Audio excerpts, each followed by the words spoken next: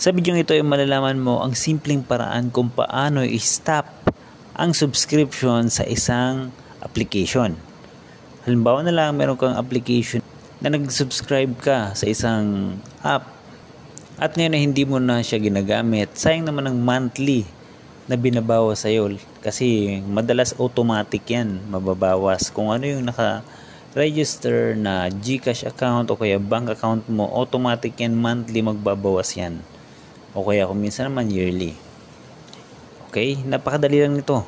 Sundan mo lang yung napakasimpleng step na gagawin ko. Una, pumunta tayo sa Google account. Click mo yung Google. Ngayon naman, i-click mo yung profile na makikita mo sa bandang kanan sa itaas. At ngayon naman, i-click mo yung Google account. Ngayon naman, i-scroll mo siya pakaliwa. Makikita mo dito sa bandang dulo yung payments and subscriptions. Ngayon naman, i-swipe mo pa itaas. Makikita mo sa bandang ibaba yung subscriptions. Ako, nakasubscribe ako sa CapCut.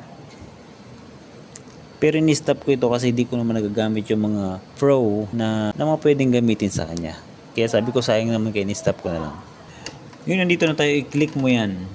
Yung mismong CapCut o kaya kung ano man yung application na kailangan mong i-stop yung payment monthly o kaya yearly. Para makancel ito, click mo. Dito nakalagay manage subscription. Ako na i-cancel ko na ito ng nakarang araw. At dito mo lang makikita kung i-cancel mo or kung gusto mong i-resubscribe ulit para magamit mo yung app para masulit mo siya. Dito sa ibaba makikita mo yung payment method. Sa akin linagay ko dito yung GCash. Pwede mo siyang update, palitan kung gusto mong bank account. At pwede ka rin maglagay ng backup na pwede mong pagkuhanan ng pambayad dito. Kung sakali lang naman. Hanggang dito lang ating video. Sana kahit paano ay nakatulong ang video ito. Maraming salamat.